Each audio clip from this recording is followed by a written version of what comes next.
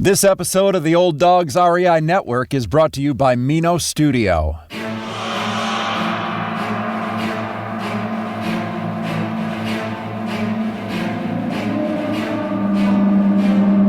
In a world where jobs are how most people make money, one man, one desire, one challenge dares to break the mold.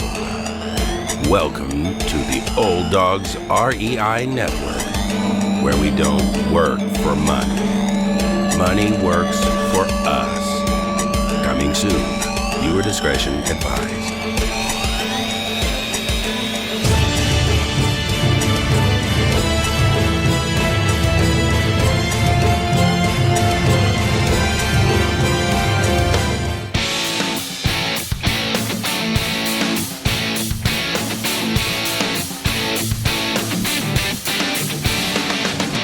Welcome to the Old Dogs REI Network, where cash flow is king. Real estate investing, the means, so you can enjoy your retirement dreams. This is the show where we cut right to the chase. No sales pitch, no long monologues, just simple how-to real estate investing advice, so you can earn the passive income you need to enjoy your retirement today. And now, your host and chief old dog, Bill Manacero. Welcome to the Old Dogs REI Network. I'm your host, Bill Manacero, and this is a show where 50-plussers and anyone else who wants to join us get solid, no sales pitch real estate investing advice to help generate real cash flow. This podcast airs twice weekly on Mondays and Fridays, and if you aren't already a subscriber, go to iTunes or Apple Podcasts, type in Old Dog, spelled D-A-W-G, find our podcast and subscribe. Well, we have got an excellent show planned for you today. This is going to be just awesome. We have an author here who has just written just an amazing book, and he's going to talk a lot about it, but he's also a real estate investor. And no, it's not a book on real estate investing. So you're just going to have to listen to really find out what this is all about. But this is, I think, going to be something that's you guys are going to really enjoy. I'm talking about John Soforic. Yeah, he was a chiropractor at one time with part-time real estate business on the side. He retired at age 49 with a passive income of $20,000 per month. He then wrote a book for his son in college, The Wealthy Gardner, Lessons on Prosperity Between Father and Son. The book became an Amazon bestseller, sold 70,000 copies in a year, hit number 46 worldwide on Audible, and was translated into 3 foreign languages and was relaunched by Penguin this year. So this is I think this is destined to be a classic here, but I want to welcome you, Dr. John, here to the Old Dogs REI Network. Well, thank you, Bill. And I think maybe we should just stop the interview right now. I think it can only go downhill after that intro. So thank you very much, everybody. I've had a great show. And no, thanks, Bill. Thank you. I can't wait. I'm an old dog, too. So I'm glad to be here. Oh, well, we're glad you could be here with us. I just want to find out, your story. Now, I like I said, I got your book and went through it, and I have totally some great stuff there. I definitely want to talk about. But let's just just tell us your story. Where'd you come from, and how'd you end up where you are? So where I came from is a small town called Mount Pleasant, Pennsylvania. It's a town of about 5,000 people outside of Pittsburgh. Small town, blue collar, middle class. That's my upbringing. And like you said, I was called Dr. John most of my adult life. I was called Dr. John because I was a chiropractor. The way I became a chiropractor was I went along with my dad. I tagged along with a chiropractor when he went to a chiropractic visit. He was one of those guys that crawls in and crawls out, or actually walks out and feeling a lot better. And you would think that a young guy at the age of 29, that's where you see your mission of life. You're going to just help humanity the way my father was helped in his chiropractic visit. But the truth of the matter is, what really happened there, Bill, was I was 19 years old, and I walked in, tagged along with him, and I saw this beautiful boat sitting on a trailer in the chiropractor's backyard. And then I saw the chiropractor's part-time hours on his door. And my eyes went from these, I think the guy was working 3 days a week. And my eyes at 19 went from this part-time hours to this boat, back to the hours. And I kid you not, that it just looked like freedom to me. And 6 years later, I'm a chiropractor. And that was the extent of my vocational guidance in the middle class. And so that's where it put me. But there weren't too many boats and part-time hours in my life because I graduated with $200,000 worth of student debt in today's dollars. And that, of course, set up a whole lot of trouble financially later on. By the time I'm 30, it's tough. It was a cloud. And at 30, I'm frustrated, man. By that point, I have a family. I have a wife and 2 children. I'm paying for food, shelter, clothing, and student debt. And so life was getting real and getting frustrating. And thank God, I've always been a reader, and I read a book called Think and Grow Rich. A lot of old dogs know this book. A lot of young folks haven't read that one, but that book gave me a little bit of hope. It gave me clarity. It gave me the ability to think bigger than what I had been thinking. And I set that goal at the age of 30. I wanted a retirement income of $240,000 net passive income. I just set this as a goal. I was broke at the time. I was still paying back that loan. As a chiropractor without a side business. And I made that goal. I went to battle and ended up retiring at the age of 49, 2 decades later, with $240,000 net passive income. And that led to the book, which you were so generous to speak of. And that's my story, and that's where we are right now. Wow, that's awesome. It's one thing to have a goal of $240,000 a year, and again, I'm kind of curious as to why you picked that amount. I guess it could have been any amount, but why 240? It's start with the end in mind, right? The old Stephen Covey principle from the 7 Habits of Highly Effective People. Like I was a reader, and so what was the end in mind for me? It was, I'd been through those 20s and it was stressful. There was times we didn't know how to pay for a pizza. If you go through those kind of times, you'll throw away any kind of an idea of whether money's good or bad or evil or not evil. You just want to get away from it. You just want to have a life without money worries. So for me, retirement was freedom without worries. And so I knew in my neck of the woods, in my area, that I could live on $100,000 very easily and have change to spare. So for me to live on that, I'd have to have 150. I can do the math, so you build a margin of safety in there. 150,000 passive, taxable gets you down somewhere around 100,000. But I wanted to also build my business from my business. I didn't want to die at 50. I had aspirations that I would like to have a life that would continually get bigger. And so that was my vision. And, I think at the age of 30, I needed some surplus money after my living expenses to build a business, to keep moving forward, to have a surplus. And so I think that's the time when you start to think about, it's not about the time when you think about what you can understand. It's about the time you think about what you really want in life. You start to dream, and it might lead you into some tough times. It's not the right thing to set a big goal for everybody, but it was for me. It energized me, and so that was the right thing to do for me. And 240 accomplished all of that. I'm now growing the business that's supplying that income. So the river of income, the retirement income, gets bigger, and it's it keeps me engaged. I knew I needed to get into passive income, right? So there's certain vehicles that can produce passive income, and the most obvious of which is exactly where you're talking. You're talking about real estate. That's the passive income that's sitting right in front of your nose for most of us in the middle class. So it was a pretty obvious possibility. The numbers are really good in Western Pennsylvania, where I'm from. It's not like we're in San Francisco or Boston, where the numbers are a lot harder to make this game work. For me, the numbers work here.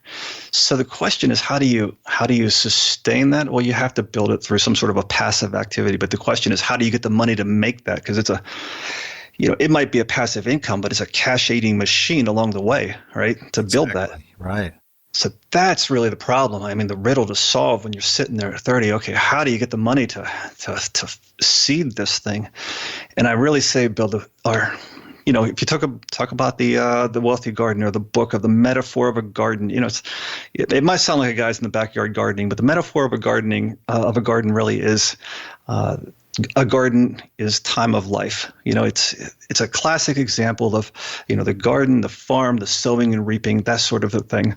So for me, the opportunity that we all have, and I'm no different than anybody else, is our time. There's a classic metaphor in the Wealthy Gardner that there's a farmer that has 112 acres, right? And he's only farming 40 of those acres, but he's frustrated.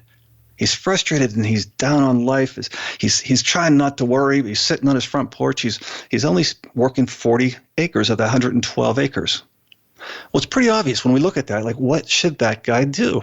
If he's frustrated and he wants more out of life, he better use more of that land, right? Cultivate the full acreage. Well, it's really obvious there, but we don't see the same obviousness when we talk about our waking hours of life.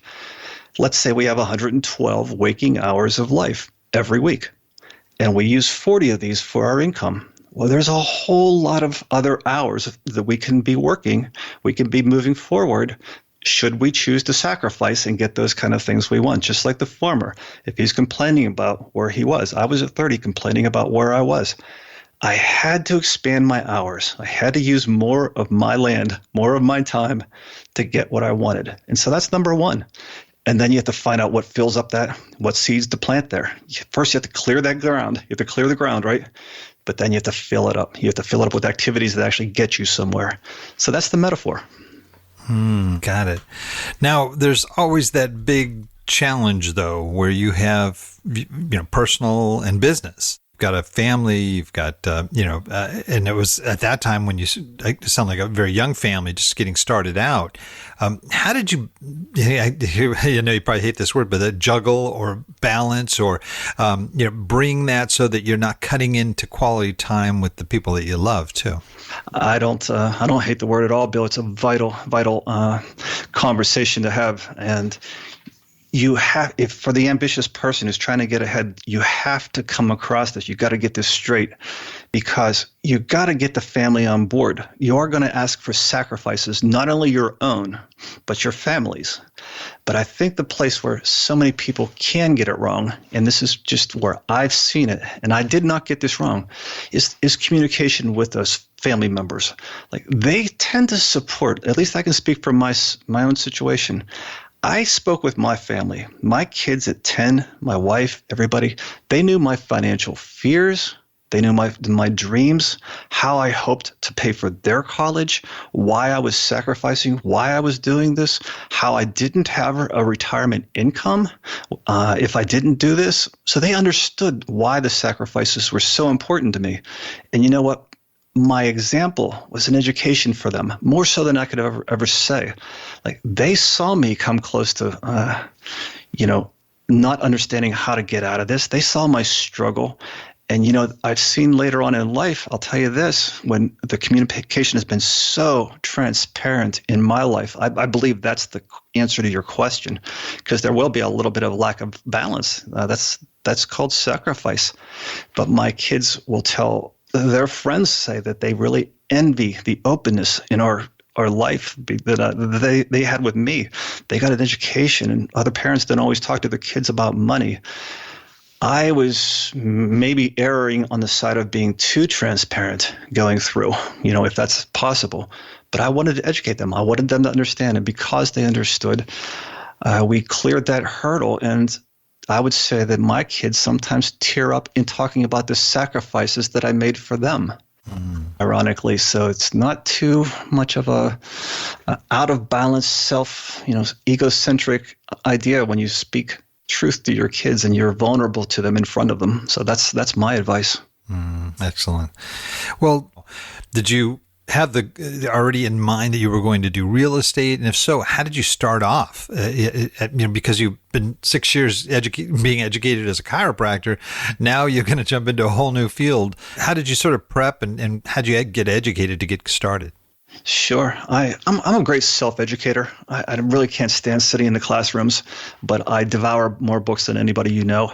And so I'm always reading something. I would say that what got me intrigued, though, I had a patient who was doing this over and over and over, and he was an electrician, and he was talking always about me, how he could do this without touching a paintbrush, without doing the work himself. He was hiring the workers for him, and that was kind of foreign to me. And I was always kind of watching him do it with a kind of a curious expression, and he was making this happen. Now, in my opinion, he got himself into too much debt and over leveraged. He did some things wrong, but I was watching the process. And that's what got my motors turning. And so then you just start educating yourself, learning curve.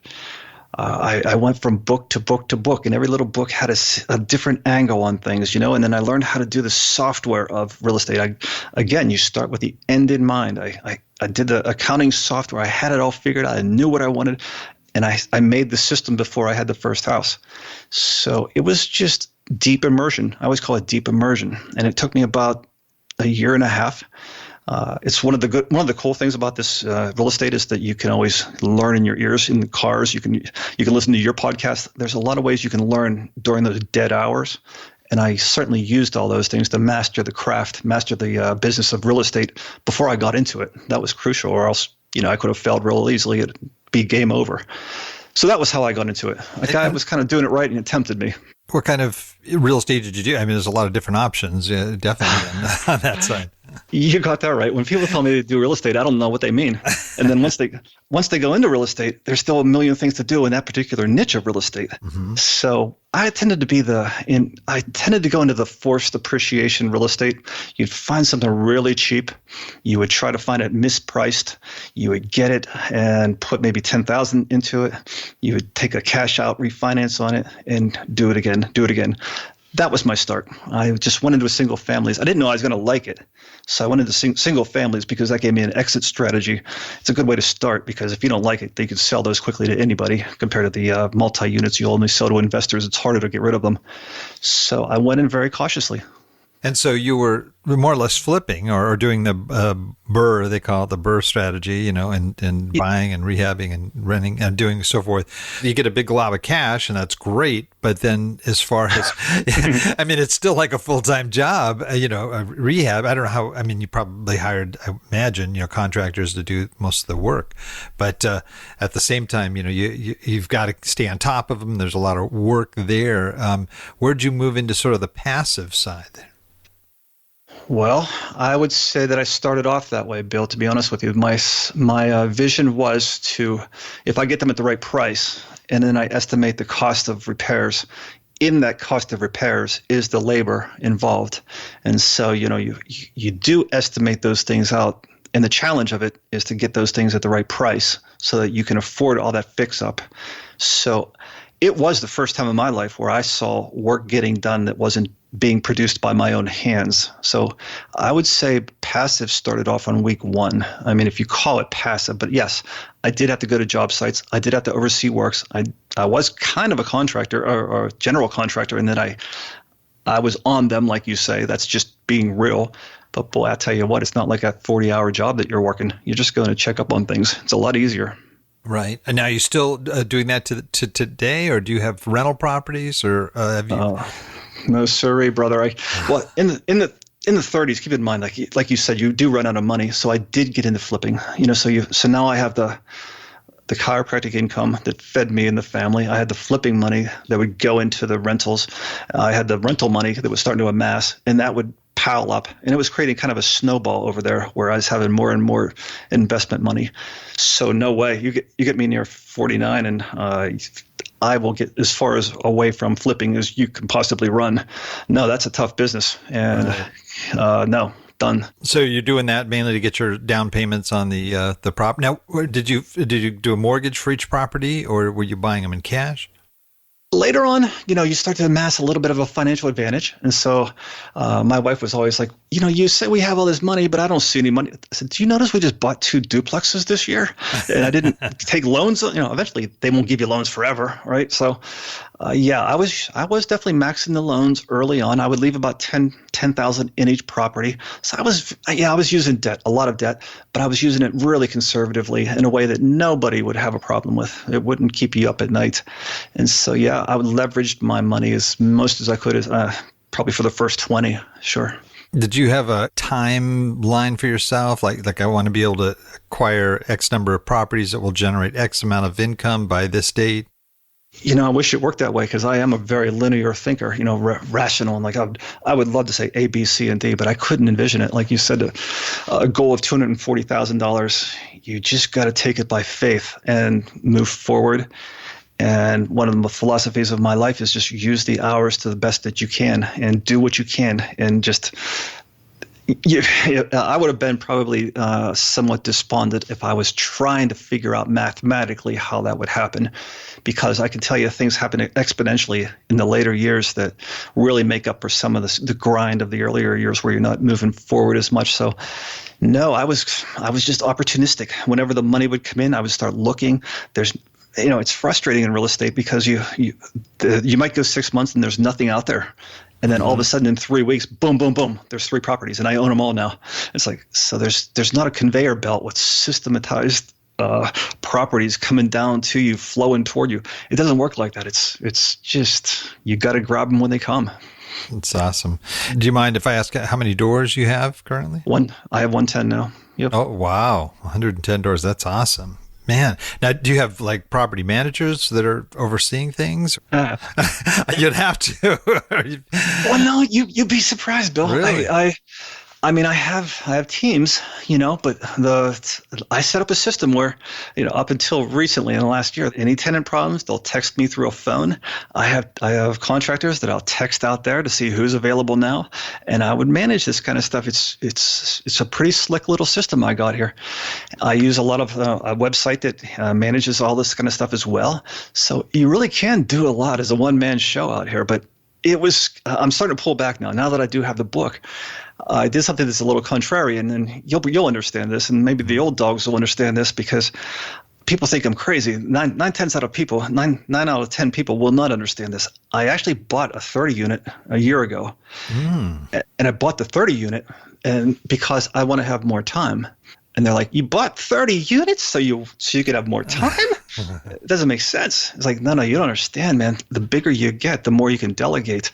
So that place has a garage. We can consolidate everything. That place has a major office with rooms where we can have one person sitting there. We can have a room back there just for the handyman. So now I bought that. So not to make a dime for myself, but to pay for my full-time manager and my full-time employer, my maintenance guys, it's just sitting there to pay off that kind of stuff. So I bought 30 more to kind of extricate myself from the business in the past year, so that I could have more time now that I'm 55. I'm getting there. So right, take the a little pressure off the pedal, maybe. Wow.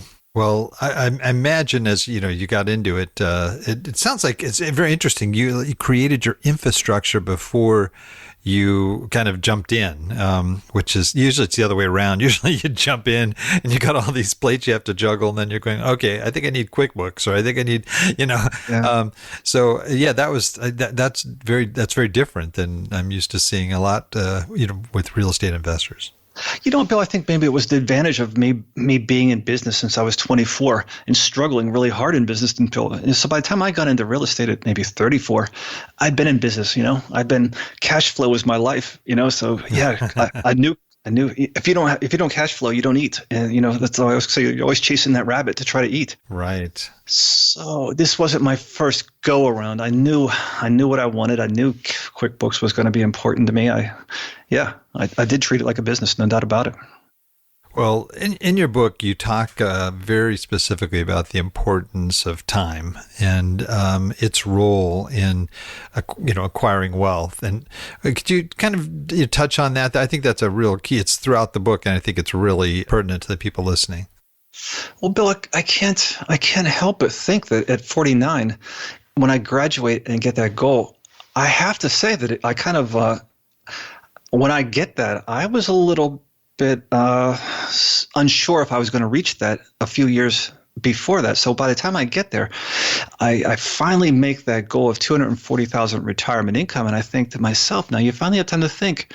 I promise you, there's not one person in my graduating class that would raise their hand and say, I suspect John Soforic is going to be the winner out of this whole group of people and retire with this big, massive income for retirement. I don't mean massive. I realize there's people a lot bigger than me, but that's for a chiropractor, that's a pretty good outcome.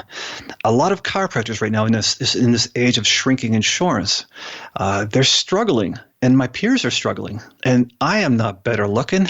You can tell I don't speak better than them. We have the same 24 hours every day. I cannot help but think back at the last 25 years of our lives is just about how we used time differently. That's all. We used time differently.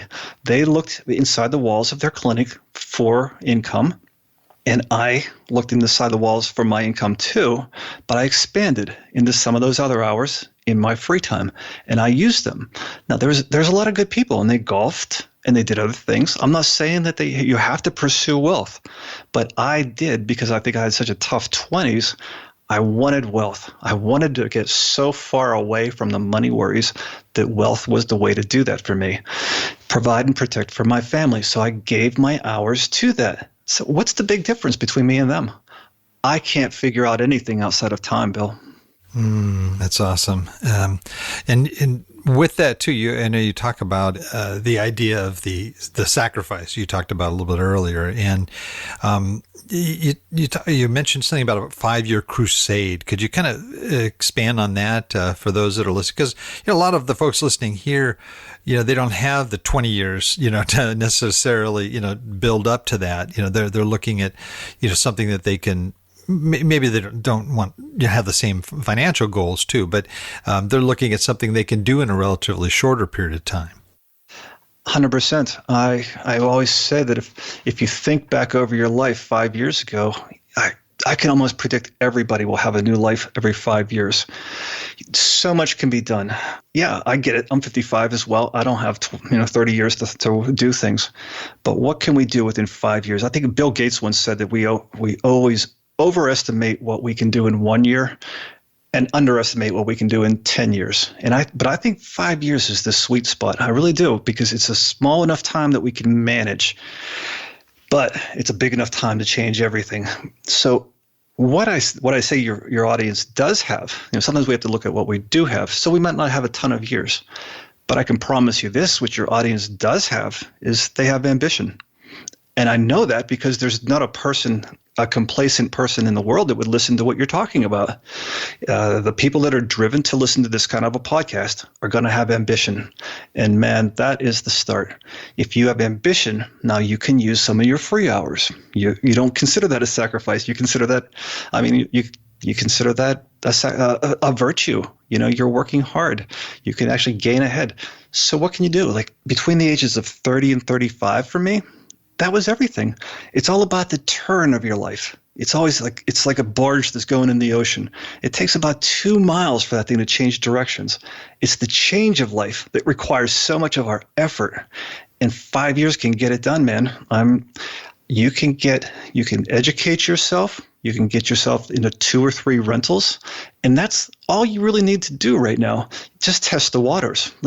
There's no sense saying that I need to swallow the whole well. Maybe you don't even like real estate, but you want to consider it. You want to see if you have a knack for this kind of thing. You can do all of that. You can educate yourself. You can get into your first rental. You can get into your second rental. And really, that's all the further you have to look. So yeah, you can upend your life. You can have everything, but you can't have everything like that and not give up some time. You can't have everything without sacrifices. So we know that, but ambitious people are willing to do it. And so that's what I say your group has going for it, Right. Well, definitely there are those folks that are listening that very much focused in that direction. And then there's all different types of real estate investing, as I mentioned earlier. You can go in a lot of different directions. But I was just kind of curious. Are you a morning person? Do you do a lot of things in the morning? Are you more of the evening type person? Morning. Yeah. 100% morning. Yeah, my brain goes dead. I'm so thankful we're doing this before 7:00 at night, or else I say dumb things like I'm going to take my walk for a dog, and I say so. Yeah, I have no brain at all after 6:00. I know the feel.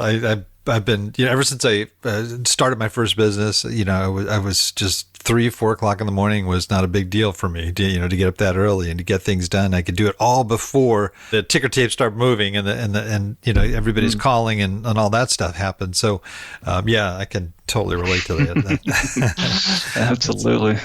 It's interesting. You've gone through a lot. You started the business very early in your life, and you've moved ahead. Now you're an author, but during that process, there must have been those things that you learned along the way. That mistakes that happen. Are there certain mistakes that sort of stick out in your mind that you've learned from that might be of value to our listeners? We're going to make mistakes. If you're not striving, you're not going to make mistakes. If you're really pushing yourself beyond your capacities at the edge, you're always meeting new things, new circumstances you haven't faced before. Of course, you're going to make mistakes, but it is our job to make sure that those mistakes don't derail us too hard. So we always have to think of the worst case scenario. I say it's one of the most important things for real estate people to consider the worst case scenario before you take the risk. For me, I never had, because I thought that way, because I was already a kind of a seasoned guy before I got into real estate. I never had that worst case scenario that really derailed me. But I think that the things that I regret most when I look backwards are the small mistakes that I'll make. And I made them repetitively. And I'll tell you the challenge out there, anybody who's considering getting into this, you're going to find this. And I know, Bill, you're going to laugh and say, yeah, because it's all about having a criteria. You're going to have a criteria by which you consider a property a good investment or not. So whatever that criteria is for you, for your region, for your locality, you got to stick with that criteria. Like for me, it was a cash-on-cash return of 12%. So getting into the weeds a little bit, that means if I were to have $100,000 invested, my return has to be no less than $12,000 per year. That's my rental net. Now, understand that in rental net, half of my rent is going to be eaten by expenses, and that includes CapEx and everything else that you can learn about yourself. So, getting back to it, $100,000 invested, I now need to have $24,000 in rent because half of that is going to be expenses. Okay, am I making sense here with the 12% cash on cash? Doing good, yeah. So here's what happens. Okay, John, I'm sitting out here. I'm young. I want to keep the process going, right? You're eager, and you got guys sitting on the sidelines, and that 12% job's not coming around. It's just not showing up. And all of a sudden, you think, well, maybe a 10% return might work okay for me now because and you start doing these dumb things. You start changing your criteria. And the goal of investing, I don't care if you're talking about real estate, stocks, anything else in this world, you have to be patient and stick to your criteria. You have to wait without tiring of waiting. That's the goal. And man, it's hard. That's the challenge, because you'll start to wonder if that good deal actually does exist. I promise you, that thought will come into your mind. Promise you. And you'll sit there and wait and wait and wait. And then as soon as you make that alteration to your you get in there, and then the good one comes along behind it. I don't know. God always does that to you. You buy the bad one, the good one comes right behind it, and you'll regret it. And I've done that over and over. It's never worked out well when I've changed my criteria. It's always worked out well, always, whenever I stuck to my criteria. And so that's the big key, I say. That's great. Great advice there. How about something that you do that has generated success for you? Something that you go, wow, I'm so glad that I did that.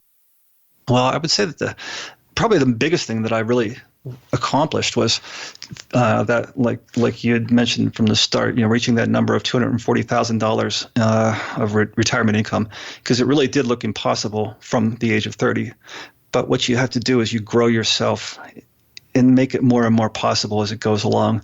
So I would say that the thing I take most pride in is that I grew myself bigger to make myself worthy of a goal that was once impossible for me. and you learn your way up and you grow yourself. I really think that's what you come back to, and you say, I'm so glad I have financial freedom. But man, I'll tell you what I really take pride in is that it didn't beat me. It didn't beat me during those hard times, and I grew myself stronger and better and bigger. I think those are the lessons you take away from it all. So you'll find that there's all kind of great deals along the way that just surprise you and just knock the socks off what you think are possible. But that's because you're looking every day for 20 years. You'll find that kind of stuff. It shows up in your life. But the whole game about it is execution. It's about getting yourself to do the things you should be doing, to be consistent, to be disciplined, to the execution of the actions we know to do. That's the game, I say, of success. Yeah, that's great. That's great. And you set your goals high. You said in your book too, setting goals, I think, a little further than we think we can do is wise. I don't think that there's a problem in that at all, because even if you get near to it and you didn't quite make it, you've probably accomplished a lot more than you would have if you were thinking, oh, well, realistically, I can only maybe do this. Our audience are folks 50 years of age and older. Either they're approaching retirement or they're already in retirement, and they're looking at real estate investing as a means to be able to either supplement their cash flow, maybe generate, help the nest egg that they have to grow or to get good returns.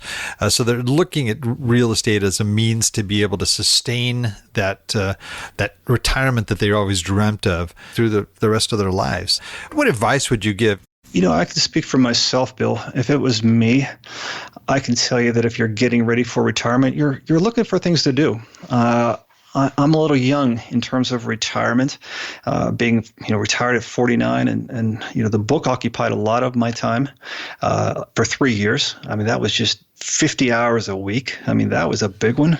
Wow. But I had purpose then. I had direction then.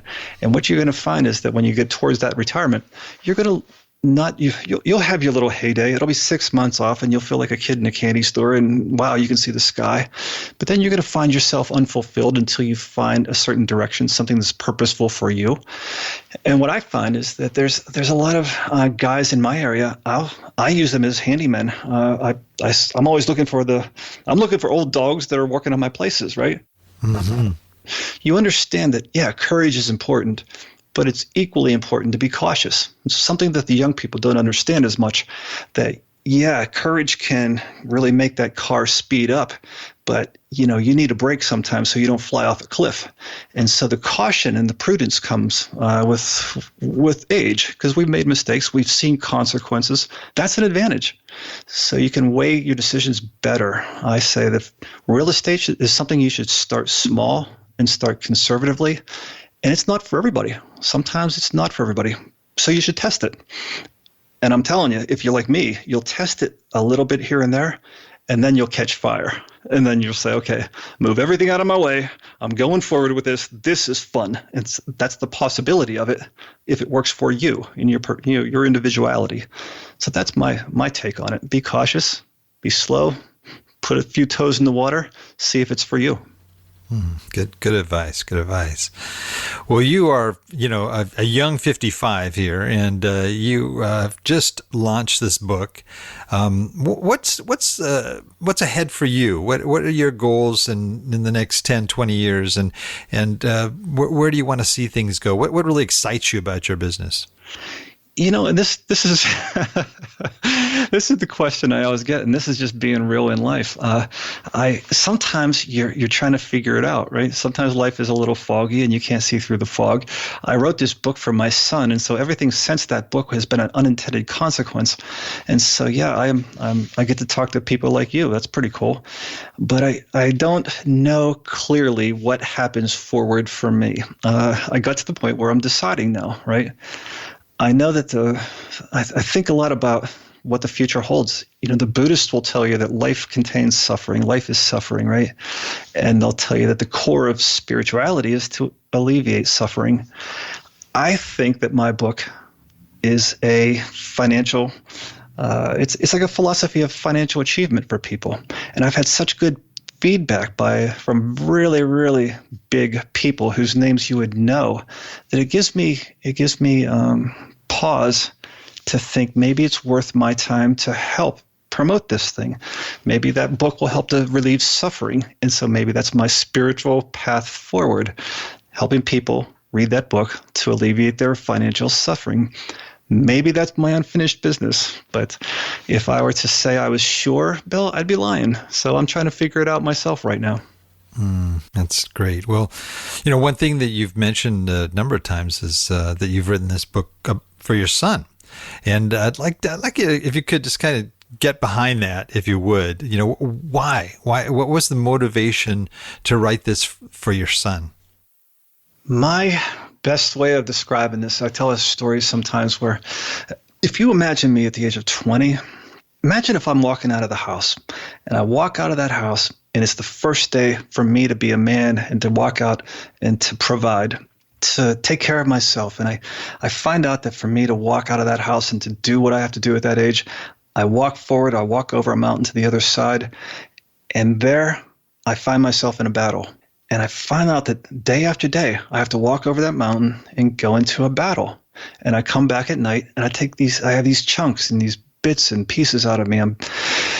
But I still keep walking over there and fighting day after day. And that's kind of what it felt like for me in my 20s. I would walk out of my house, I'd come back late at night, and there was chunks out of me. I was getting scarred, and I was getting my butt kicked every day of my life. I wasn't prepared for battle. I didn't know how to struggle. I didn't know how to fight. And I was just unprepared, Bill. And so the 30s roll around, and I have a family now. And I'm still leaving that door, and I'm coming home a little later even, but I'm still battling over on the other side of that mountain. And I come back late at night, and my family doesn't even know what I'm doing. But I come back with scars over, but I'm starting to walk a little bit stronger, a little bit taller. And they can see that my sense of pride is coming back. My sense of self-worth is coming back because I'm winning as much as I'm losing. And that's what the 30s were like for me.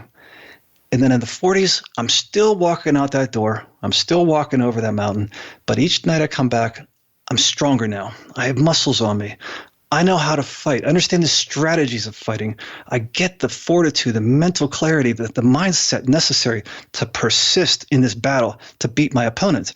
And one day, I get over that mountain, and I finally take a swing, and I knock that opponent down, and I win. And I walk back over the mountain, and I come back, and I sit on my couch. And instead of feeling elated, I just feel a sense of relief. Like, thank God, that is over. I never wanted to be a battler to begin with. I didn't sign up to be a warrior, but it's what I had to do to survive. And I'm just glad the whole damn thing is over.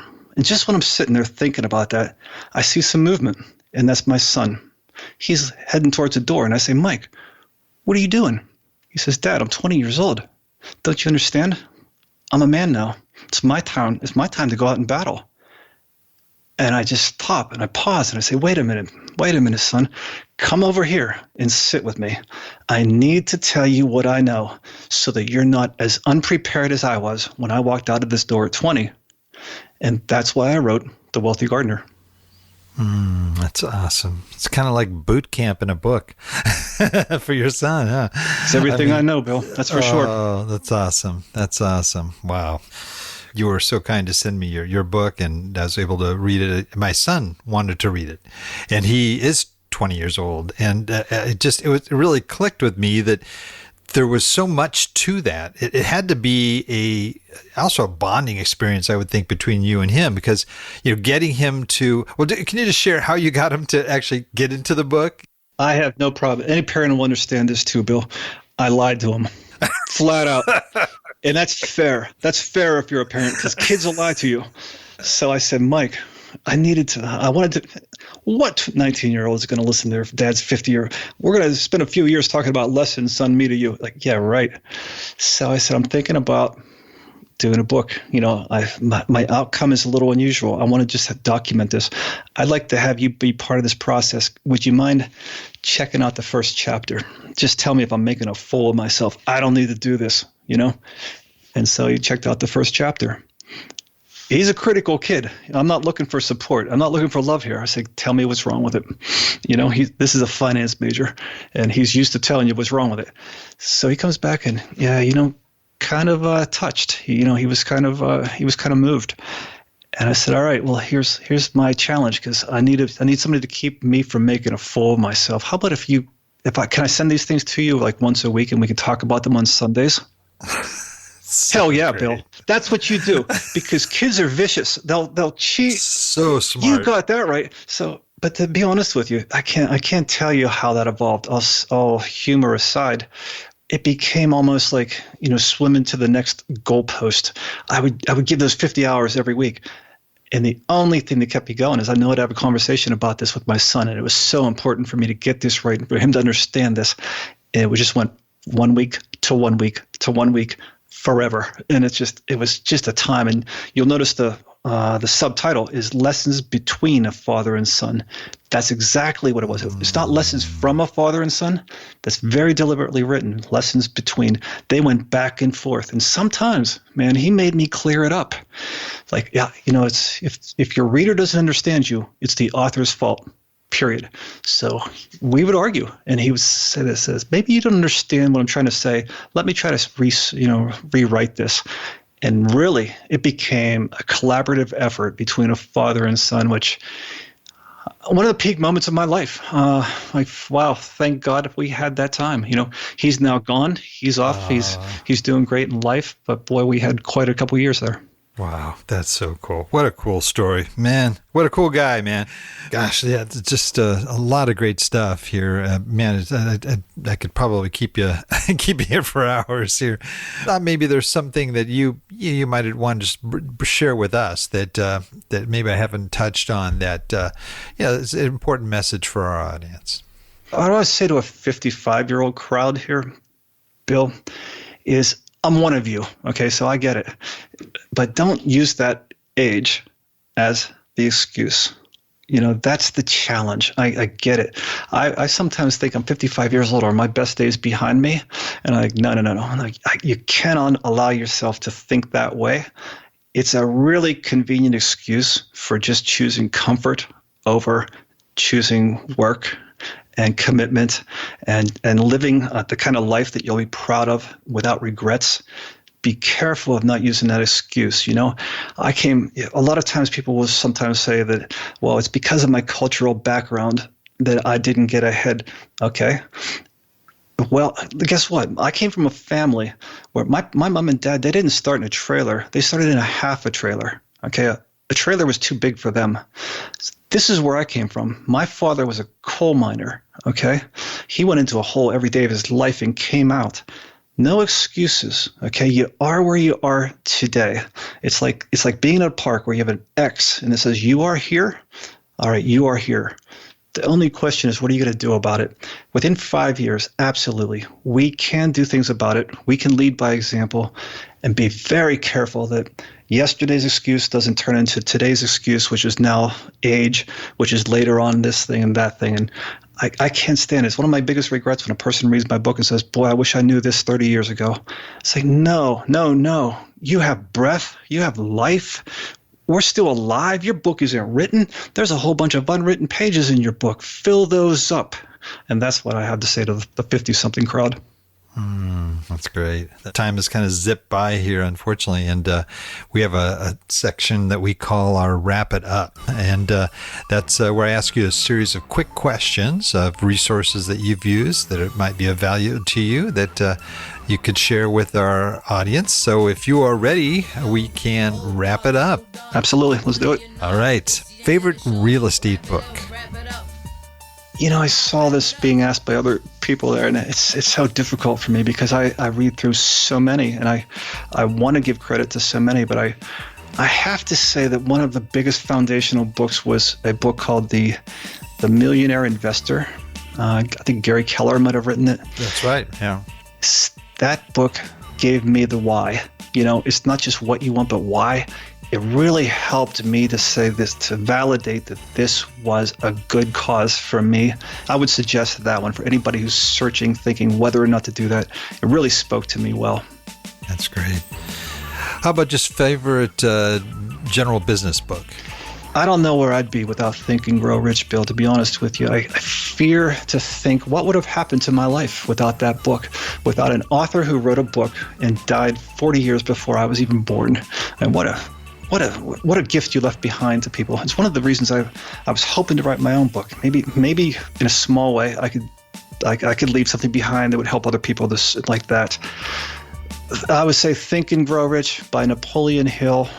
It's why I'm where I am today. I made that goal after reading that book, and without that goal, my life would not have filled up with the striving that earned it. Great. How about most valuable website for success? Of course, other than your own. I don't have a good website. I do go towards impact theory. Tom Bilyeu sometimes, but I like yours. I do listen to yours. So I'm not a guy that spends a lot of time on the internet. Man, I like to be under the sun now, man. I'm at that stage of my life. I love it. How about maybe a favorite app that you use that helps you in your day-to-day stuff? Well, there's no doubt I'm a huge Audible fan. I use Audible. I'm into the books, Same here. Love Audible. Oh my gosh, what a fantastic resource for downtime. When I'm young, I used to lug around cassettes and CDs with these big those big notebooks full. Yeah, right. We don't know what we got, man. This is fantastic. I mean, without even wires coming out of them, it's amazing now. I love that app. I also have an Insight Timer, which is a meditation app, which I also use daily. I like that one, but Audible, without a doubt, I think is the greatest value. I love that. Yeah, same here. That's why I hate this whole lockdown thing, because I used to love a commute, Yeah. And I'm in Southern California, so you can plan 2-3 hours sometimes in your car, and it's great. I'm gonna to tackle this book, Yeah, but I do know. I used to have faraway projects, and when they would come to a close, people would say, "Oh, thank God that's over." I'm like, "Damn it, that was my time away." Nobody can get you in their car there. That's great. How about a favorite quote? I know that's probably a tough one, but just a one quote that just. Well, you're laughing because you did have a chance to see the book, and you see that my book is nothing but quotes. And exactly. So I can look around my wall. I hang quotes. I call them wall hangers. I have 50 quotes all around my room here in my office, and I can knock one off with a better quote, that kind of thing. So I'm always looking for quotes. I collect them. But I have to say that at my stage of life right now, in keeping with the idea of time, keeping with the idea of the 112 acres and just using 40 of them, using our time with more purpose, I do have a quote from the book from Robert Louis Stevenson. He says, "Don't judge each day by the harvest you reap, but by the seeds that you plant." I love it. That's great. I've never heard that one before. I love that. Right now, when I'm talking to you, this is a seed planted. I don't care about the result. I find it energizing to talk to you. I love your show. I love what you've created here. This is a seed planted in this day. Nobody can take that from me. And I'm going to walk out of here, and that seed is planted. That's what that means. I love it. Great quote. And our final question, and I'll wrap it up, is if you lost absolutely everything asset-wise, and you are just totally down to nothing but $1,000 in cash in your hand. Okay? This is a terrible question. I know, this is really depressing. It's my apocalyptic question, And knowing what you know, of course, what you already know, and what would you do with that $1,000 to rebuild your income here? Let me tell you why I hate you asking this question. It's just not a terrible question. It's nearly impossible to answer. But so I'm thinking, okay, I have to give a valid. I knew that was coming as part of. So I have to give some sort of an honest answer. What would I really do? And it really led me to what I call a think walk. You go around, you think, what would I do? It's kind of an interesting process. I promise you, and I'll tell you a story. Whenever I was 11 years old, I said to my dad, Dad, I need a go-kart because Jimmy got a go-kart and we want to drive these go-karts together. My dad says, okay, how much does it cost? I said, $110, brand new go-kart. Me and Jimmy can ride our go-karts. Came back the next day, my dad showed me the lawnmower. He said, That's my dad. Yeah. And you know what? He left me to figure it out. He says, you know, son, what happens is that lawnmower people, they pay about $10 a lawn. And he walked away. And so here I am, even as a kid at 11, I was doing the math. And you know, I have to say, I didn't report that to taxes, right? So it was a straight $10 each as an 11-year-old. And so now I had $110 in pretty short time. And it was the best use of that. I promise you, Bill, if I was thinking about this, there's not a lot you can do with $1,000. But I promise you, I would try to multiply that. And so how can you get into a business that has a really small moat and really easy access? What are those businesses? I promise you this, my cleaning lady makes $150 in about 3 hours. I promise you this, I have in my apartment complexes, the lawnmower guys, they make about $400 in 4 hours. I guarantee you, I would start some kind of business that would be slow moat. It won't be too sexy, but I'm not in a position for sexy if I only have $1,000. So I would start to build that up through a business. That would be the best use of that $1,000. Give me a lawn mowing business. Give me a cleaning business. I'll get employees under me. I'll make that grow. Period. That's great. That's so great. We had David Lindahl on. I'm sure you're familiar with David Lindahl. He was cutting lawns when he.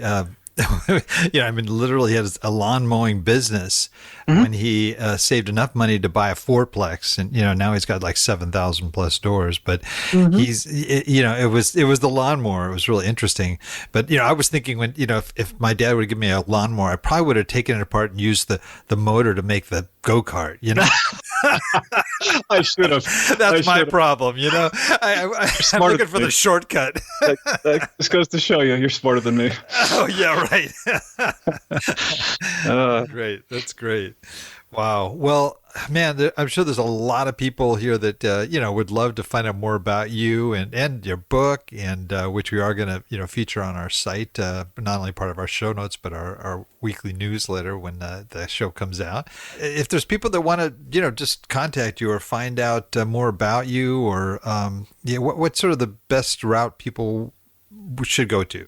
Bill, I try to make it easy. The people here, this is your audience. I would say that you're probably going to have show notes. Look into the show notes. Bill's going to just have a link over to a dedicated page just for the things we spoke of today. And so if we speak of something called like a 5-year crusade, I'll have it listed over there where you can educate yourself about what that really is. And so just look in the show notes. Bill will send you over. In terms of the book, now that it's with Penguin, it's been translated into different languages. It's out there everywhere. I think sometimes I've seen your guests give away things. I'm going to make Bill's life complicated here. First 3 people that jump on, they get free books. I'm going to make Bill figure that out, and I'll send them to you. Oh, that's great. That's great. So you got it. I'm trying to spread the philosophy. I mean, that's what somebody said. This guy doesn't make any sense. He's not trying to sell anything unless he's maybe trying to sell a philosophy. And I said, bingo.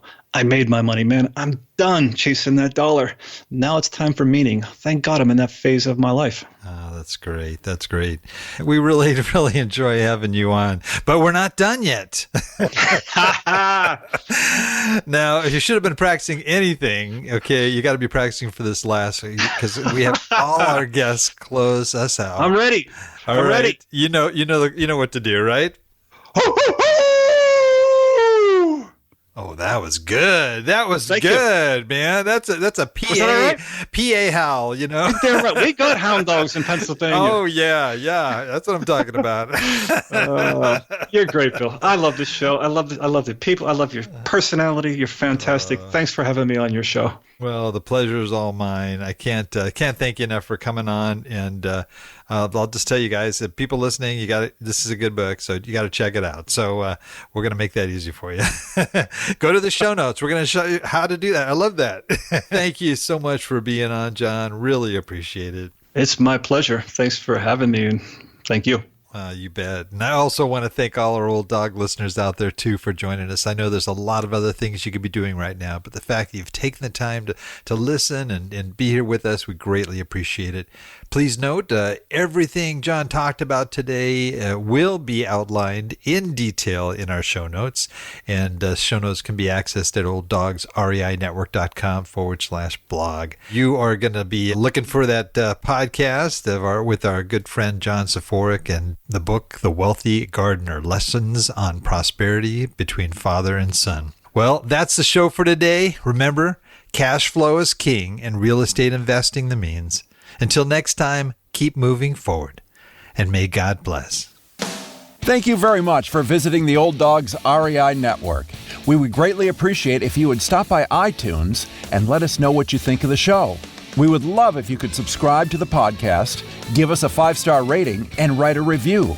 The more ratings and reviews we receive, the more visible the podcast will be to others. Thank you.